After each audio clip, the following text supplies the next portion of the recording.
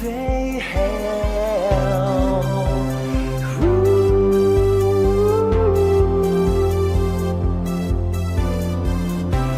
เชื่อในเราเชื่อในสิ่งที่เหนือกว่า Supreme Worldwide วันนี้แขกรับเชิญของเรานะครับเป็น2ท่านที่เดินทางมาจากประเทศสปป.ลาวนะครับเป็นหนึ่งในสมาชิกของสุพรีมของเรา ซึ่งจะมาแบ่งปันประสบการณ์ที่ดีให้กับคุณผู้ชมนะครับคุณวีรสันต์อิทธลาและคุณคำล่าวิไลครับสวัสดีครับ สวัสดี สวัสดี ทั้งสองท่านค่ะ สวัสดี ต้องถามหน่อยว่าทั้งสองคนเป็นเพื่อนกัน ครับเป็นทีมงานเดียวกัน เป็นทีมงานเดียวกัน อืม ก่อนหน้าที่จะมาทำธุรกิจเครือข่าย คุณวีรสันต์ทำอะไรมาก่อน แล้วก็คุณคำล่าทำอะไรมาก่อนครับ ก่อนหน้าจะมาทำธุรกิจกับสุพีมนะครับผม ค่ะ อยู่ที่เวียงจันทร์ก็เป็นตัวแทนขายประกัน อ๋อ ขายประกันแล้วก็เป็นการตลาดให้กับบริษัทอาหารเสริมแห่งหนึ่งนะครับ อ๋อขายประกันพวกประกันรถประกันชีวิต ประกันรถประกันชีวิตประกันสุขภาพประกันอัคคีภัย อ๋อ ค่ะ ซึ่งคนพี่น้องชาวลาวเป็นยังไงบ้างฮะให้การตอบรับดีไหม ผลตอบรับดีครับ อืม เพราะว่าจะส่วนมากนี่จะเป็นประกันรถนี่เพราะมันเป็นภาคบังคับรถแต่ละคันต้องได้ทำประกันนะครับ เหมือนพรบ ครับ เหมือนพรบบ้านเรา ค่ะ เป็นภาคบังคับ ครับ ที่นู่นก็เหมือนกัน ครับ แต่ว่าประกันนี่มันก็เหมือนกันมีชั้น 1 ชั้น 2 ใช่ ชั้น ครับ 3อะไรอย่างเงี้ย ครับครับ ส่วนใหญ่ก็เป็นรถอย่างนั้น ครับ นะฮะแล้วคุณคำล่าล่ะครับทำอะไรครับ โดยตอนมิได้เฮียนอยู่สมัยนั้น อ๋อตอนนั้นยังเรียน เฮียนอยู่ หลังจากเฮียนจบแล้วก็มาเข้าศึกษาก็คือไปสมัครห้องเพลง เป็นทางห้องแต่มหันอาหาร ค่ะ อ๋อ นักร้อง เป็นนักร้อง นี่ นะนี่ว่าหน้าตาลูก ห ห น้า ล่อ ตา เล ห ย ล่อ นะ ห้องแต่มหันอาหารแล้วก็หลังจากเฮียนจบแล้วก็มาเฮ็ดเกี่ยวประกันภัย อ๋อ ที่พญาประกันภัยโอ้ อ๋อก็ขายประกันเหมือนกัน โดยแม่น อ๋อแล้วเป็นนักร้องอยู่ไหมคะ ตอนนี้ โดยแม่ลายังห้องอยู่ ตอนนี้ก็ห้องอยู่ คือห้องแต่มหันอาหารทั่วไป อ๋อ ก็ยังเป็นนักร้องอยู่ เป็นนักร้อง รายได้ อยู่ ดีไหม ด้วย ครับ โดยก็พอได้โดย พอได้อยู่ ได้ ถามเรื่องค่าครองชีพดีกว่า เพราะอยากรู้เหมือนกัน ค่ะ ในการใช้ชีวิตอยู่ที่เวียงจันทร์รายได้ของเราเดือนตกเท่าไหร่ครับจากตอนที่เป็นในหน้าประกันขายประกันเป็นตัวแทนเป็นอะไรนะการตลาดให้กับผลิตภัณฑ์อาหาร เลย เสริม เลยมันนะรายได้ก็จากการเฮ็ดประกันเนาะครับ อืม จากการเฮ็ดประกันแล้วก็จำหน่ายอาหารเสริมนี่ก็เดือนหนึ่งก็จะ10 ล้านขึ้นครับ 10 ล้าน 10 ล้านกีบ 10 ล้านกีบ ถ้าเปรียบเทียบเป็นเงินไทยก็ประมาณสัก40,000-50,000 บาท โอ้ก็เยอะนะ 4-5 หมื่นบาท เลย 10 ล้านกีบ ค่ะ แล้วใช้จ่ายมีภาระอะไรไหม ก็ภาระก็จะมีแต่ก็ผ่อนรถ ผ่อนรถ ค่าน้ำมัน ค่าน้ำมันกินอยู่ ค่ากินอยู่ มีครอบครัวยังครับ อ่าเป็นไม้ครับ เป็นมา อ๋อ เป็นโซระวังนะเอาอยู่คนเดียว อันนี้โสด โดย อยู่คนเดียว ค่ะ มีภาระอยู่สักเท่าไหร่ กี่ล้านกีบอะ ภาระก็ประมาณสัก5-6 ล้านกีบ 5-6 ล้านกีบ ก็ครึ่งหนึ่ง ก็เกือบครึ่ง โดย เพราะฉะนั้นก็จะมีเงินเก็บอยู่ระดับหนึ่งเหมือน พ่อ กั มีเก็บพ่อมีเก็บ อันนี้มีรถ มีบ้าน ค่ะ กินใช้ กินอยู่ใช้อยู่อะไรอ โส ย่าง ด เงี้ย ไง นะ ก็ไม่ต้องใช้อะไรเยอะ คุณคำล่าล่ะครับ ค่ะ โดยมิแต่ว่าคือห้องเพลงไปตามงาน ได้ตังค์เท่าไหร่ก่อน กับประมาณคันเป็นเงินไทยกับประมาณ 20,000 20,000 บาท โอ้ ก็โอเค ร้องทุกคืนนะ ทุกคืนครับ ทุกคืนเลยเหรอ แม่นแล้วทุกคืน ก็คืนนึงก็วันหัวค่ำก็ร้านนี้ สายดึกหน่อยก็ไปอีกร้านหนึ่งย้ายไป2-3 ล้านบ่ โดยแม่นละ อย่างนี้ดีกว่าให้โช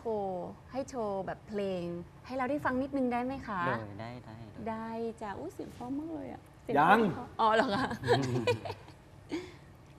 เลี้ยวมาแต่ไกลวิไลแทนอเมืองซ้ำดินดำสุ่มซ้ำแสนงามแทนอเจ้าเอ๋ยเฟื่อไหลหลับฟ้าฝูงนกกาบินเจิดเจ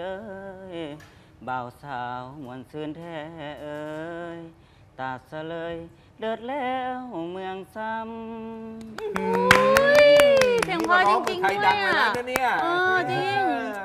อันนี้แบบไพเราะมาก อันนี้คือเพลงที่เราร้องอยู่ทุกวันนี้ ตื่นเต้นอยู่ ตื่นโอ้นี่ขนาดตื่ ช น อบ เต้น ร้อง เล เพล ย งใช่ไหม อ๋อ ชอบร้อง เพลงเนาะ ชอบร้องเพลง แม่น โอเค มัก เป็นนักร้องด้วยนะคะแล้วก็ขายประกันด้วย มีรายได้ประมาณเดือนละ 20,000 บาท ถ้าคิดเป็นเงินไทยแล้วอยู่ได้นะคะ ก็ดี มีครอบครัวยังบอก โสดอยู่หรือเปล่าคะหรือมีครอบครัว ยัง แล้ว โสดอยู่ด้วย ก็ยังไม่ต้องมีภาระค่าใช้จ่ายอะไรมากนะครับ เออ ซึ่งทั้งสองคนเองเนี่ยก็ค่ะทำธุรกิจ อืม ส่วนตัวดูแลอาชีพการงานของตัวเองได้ ค่ะ ไม่ได้มีภาระอะไรที่เกินกว่ากำลังที่จะรับได้ เนาะ นะฮะ โดย มองอนาคตของตัวเองยังไง ว่าจะต้องทำเป็นตัวแทนประกัน จะต้องร้องเพลงไปอีกนานแค่ไหน คุณวีรสันต์ ก็อนาคตข้างหน้าก็จะลักๆก็จะเป็นตัวแทนขายประกัน อืม อืม แล้วก็จะอ่า คือ จะเป็น อาชีพ การตลาด มั่นคง ที่ ที่ จะ ลาว มีรายได้ มั่น ก็ ค คือง ยังจะขายประกันอยู่ จะขายประกันอยู่ อืม แล้วก็ขายอาหารเสริมอยู่ลาวเดี๋ยวนี้อาหารเสริมเป็นที่นิยมของลูกค้าทั่วไป อ๋อ มีรายได้จากหลักๆสองอย่างนี้ อืม ก็ยังจะจะทำอยู่ เป็นอาชีพมั่นคง โดยไปแล้ว อืม มั่นคงรายได้ก็ต่อเนื่อง ต่อเนื่อง อ่าฮะ รายได้ดีทุกเดือน ก็ยังคิดว่ายังทำไปได้อีกนาน แม่นแล้ว อืม จ้ะ สบายมาก ค่ะ คุณคำล่าล่ะค คุ รับ ณคำล่า อนาคตของเรา แต่จะหาเงินไป หาเงินต่อร้องเพลงต่อไปเนาะ ครับ ขายประกันต่อไปด้วย โดยไม่ แล้วก็ถ้ามีงานอื่นๆเข้ามา ถ้าไม่เบียดเบียนเวลาเราก็จะทำเพิ่มเติมได้ ไม่เห็นไม่หลับ เพราะว่าเราต้องเก็บเงิน ใช่ มีไฟกันอยู่ อืม โดย ถูกไหมคะโอ้ก็ดีนะ นี่คือเรื่องราวแล้วก็วิถีชีวิตของพี่น้องชาวลาวนะครับ ค่ะ ต้องบอกว่าเดี๋ยวเราขออนุญาตพักกันสักครู่หนึ่งก่อนนะครับ เราจะได้ดูซิว่าในอนาคตข้างหน้าการวางแผนของเขาเนี่ยเขามองอนาคตกันเป็นยังไงนะครับ ซึ่งจริง ๆ แล้วเนี่ยในการทำธุรกิจในลาว อืม ยังถือว่ามีโอกาสในการเติบโตอีกใช่ไหมครับ โดยแมน คือพี่น้องชาวลาวหรือว่าคนในเวียงจันทร์นี่ก็ยังจับจ่ายใช้สอยปกติ จับจ่ายใช้สอยปกติ ค่ะ มีปัญหาเรื่องเศรษฐกิจ มีเรื่องของความฝืดเคืองเรื่องของเศรษฐกิจการใช้เงินใช้จ่ายอะไรไหม บ่ค่อยมีเลยเจ้า อ๋อ หาเงินอาจจะง่ายคล่องตัวครับ อ๋อ โดยแม่น เขาบอกคนลาวเก็บเงินเก่ง พอได้ จริงปะ มี พอ เงิน ได้ เก็บ พอมีเงินเก็บ พอมีเงินเก็บ ดีค่ะดี เออ แล้วชีวิตส่วนตัวได้ไปเที่ยวท่องเที่ยวหรือว่าได้ใช้เงินทำอะไรไหมคะ คืออันนี้เราอยากรู้ในฐานะที่ เลย เนาะ อ๋อก็วางเดือนที่แล้วได้ไปเที่ยวประเทศเกาหลีนะ อ๋อ ครับเพราะว่าเป็นตัวแทนขายประกันมาแล้วมีรายได้อะ อืม ให้บริษัทหลายแล้ว ค่ะ ได้เป็นตัวแทน VIP อ๋อ แล้วก็มีได้ซื้อได้ไปเที่ยวประเทศเกาหลี ค่ะ แล้วก็ท้ายปีนี่ อืม ท้ายปีนี้ก็จะได้ไปเที่ยวญี่ปุ่น อ๋อ โอ้ นะคะ ขายเก่งเนาะ ขายเก่ โดย งขายเก่ง เพราะว่าขายดีอยู่แล้ว อ่า ที่พี่แกบอกว่าธุรกิจประกันไปได้ดีอยู่ โดยไปได้ดี ก็ยังจะ เพราะว่า ทำต่อ ยังมีบริษัทน้อยหรือว่าคู่แข่งน้อยไหม บริษัทนี่ก็มีซาวกว่าบริษัท แต่บริษัทตัวแทนประกันภัยที่เฮ็ดอยู่นี่เน้นบริการหลังการขายของลูกค้าที่ดี แล้วเป็นที่นิยมของลูกค้า บริการหลังการขาย บริการหลังขายดี ทำยังไง ก็เวลาลูกค้าเกิดเหตุ อืม โทรมาหาตัวแทนก่อนอันดับแรก ใช่ แล้วตัวแทนก็ประสานงานกับฝ่ายเคลมให้บริษัทเคลียร์งาน อ่า ลงไปเคลียร์งานลูกค้าเกิดอุบัติเหตุไว้แล้วก็ อ่าฮะ เคลมเงินสู่ลูกค้าไว้แล้วก็ อืม ลูกค้าก็เว่าบอกต่อกันแล้วก็ ว่าเราดูแลดี ว่าเราดูแลดี โอ้พี่วีรสันต์ทำขายประกันกี่ปีแล้วคะพี่ 3 ปี 3 ปี โดย 3 ปี ไปต่างประเทศต่อเนื่อง แสดงว่าดูแลดีจริง เลย ๆ คนนี้ดีกว่าอายุเท่าไหร่นะคะ คุณคำล่า สัก3 ปี 23 ปีก็คือ 23 ขวบ นั่น นะคะอายุ 23ทำขายประกันมากี่ปีแล้วคะ หากก็ได้ปีหนึ่งประมาณ ได้ปีหนึ่ง โย ได้ไปเที่ยวต่างประเทศกับเขาหรือยัง ยังไม่ได้ เพิ่งเริ่มใช่ไหมเพิ่งเริ่ม ลูกค้าเยอะไหม ลูกค้าเยอะไหมจ๊ะ โดยก็มีหลายเลย มีหลายอยู่นะ ลูกค้าจากร้านอาหารเรามีไหม ก็มีนะครับ นี่ เขารู้ไหมว่าเราเป็นนักร้องเนี่ย เขารู้ไหมคะ บ่ฮู้ อ๋อไม่ได้บอกใช่ไหมคะ อ๋อ อ๋อขยันเนาะ23 เอง เออ 23 นี่จบมหาลัยจบเรียนจ ชั้ บ นสูง อ๋อชั้นสูงนี่แปลว่าเหมือนจบมหาลัยที่เมืองไทยใช่ไหมคะ โดยไม่ละ อ๋อก็เท่ากัน อืม อืม ก็ประมาณนั้น เรียน แต่ว่า จ ทั้ บ งคู่ แล้ เนี่ วย มีอาชีพแล้วพี่มีเงินด้วย ไม่มีภาระ ไม่มีภาระเก็บเงินอย่างเดียว แล้วก็ยังคิดว่าอาชีพที่ทำตอนเนี้ยมั่นคง เพราะฉะนั้นเนี่ยไม่จำเป็นต้องเปลี่ยนอยู่ละ ค่ะ โดยไปแล้ว ถูกไหมฮะ โดย แต่ก็อยากจะมีรายได้เสริม ค่ะ รายได้เสริมเพิ่มขึ้นมาอีก เมื่อกี้เห็นพี่พูดถึงเรื่องของอาหารเสริม โดย ที่ประเทศลาว โดย เห็นบอกว่าอาหารเสริมที่นู่นนี่ขายดี ขายดี ขายดีใช่ไหมคะพี่ แม่นแล้วเนี่ย มันมีอาหารเสริมที่เปิดหน้าร้านใช่ไหมคะ เขาขายกันยังไง เขาขายกันยังไงพี่ เปิดหน้าร้านเป็นตัวแทนหรือยังไงคะพี่ ส่วนหลายก็จะเป็นแต่ละบริษัทไปโปรโมทขายทั้งซื้อวิทยุซื้ออ ม ทีวี ค่ะ เนี่ย อืม แต่ซื้อมาแหงที่สุดเป็นซื้อออนไลน์ คืออ๋อ โดย ออนไลน์เหรอคะ พวกออนไลน์จะมาแหงแล้วก็ได้ผลตอบรับจาก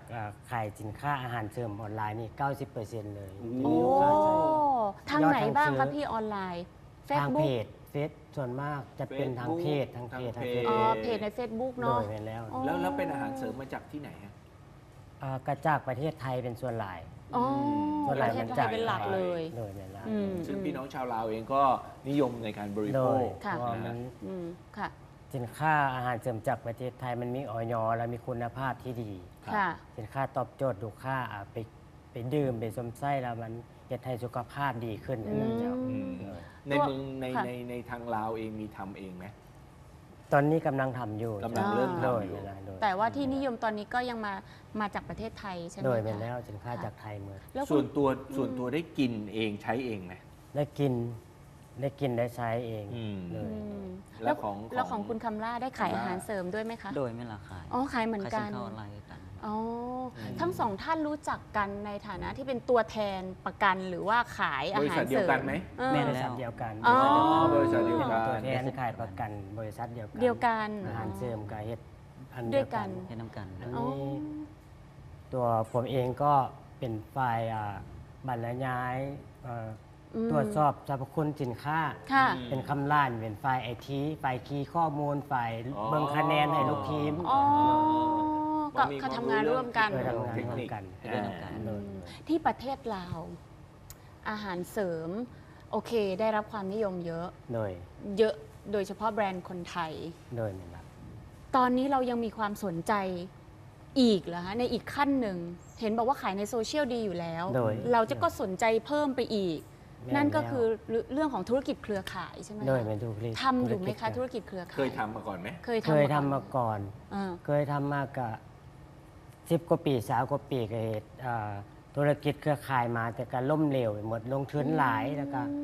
บ่ได้ผลตอบรับกลับขึ้นมาลงทุนระดับ 40,000 50,000 บาท ก่อนจะได้สมัครเป็นสมาชิก ก่อนจะได้นำสินค้าออกมาขายก็ต้องได้เอาเงินไป เอาเงินไป ซื้ จ่ายก่อน ไปจ่ายก่อน เวลาไปจำหน่ายให้ลูกค้าก็สินค้าบ่ตอบโจทย์ อ่า ลูกค้ากินก็บ่เห็นผลบ่ซื้อซ้ำแบบนี้นะ เราก็จ่ายเอาเงินไปกอง โดย อ๋อ ซื้อสินค้ามากองไว้แล้วบ่ได้จำหน่ายแล้วก็ขาดทุน อันนั้นคือบ้านอื่น โดย ที่ไม่ประทับใจ โดยแม่น ธุรกิจเครือข่าย ธุรกิจ ขายไม่ออก สิน ว่า ค้า งั้น อื่นขายบ่ออก คำล่าเคยขาย เครือข่ายไหม ทำธุร คะ กิจเครือข่ายไหม โดยเคยเฮ็ด อืม เคยเฮ็ด เป็น คือกัน ยังไงปัญหาที่เคยเจอคะ แต่ส่วนหลายมันเฮ็ดแล้วก็ล้มสินะ อืม แล้วก็ล้มแล้วก็มีแต่เฮ็ดแล้วก็ล้มแล้วก็ฟื้นตัวใหม่แต่ก็บ่ เบาแล้ว เห็นผลตอบรับอย่าง อ๋อ แสดงว่าต้องเคยเป็นสมาชิกมาก่อน โดยเคยเป็นโดย เคยสมัครมาก่อนเนาะ โดยแม่นล่ะ อ่า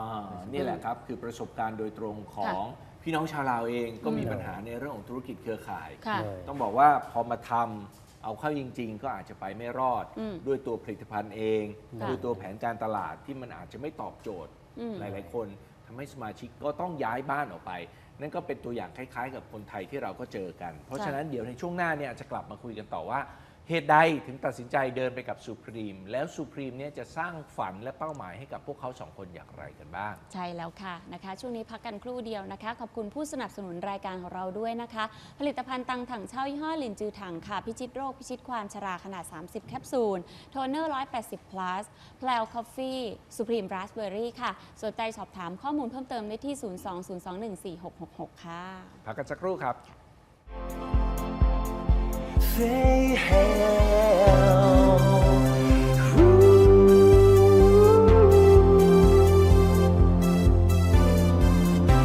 Chưa nay vào chưa này sinh thêm nữa qua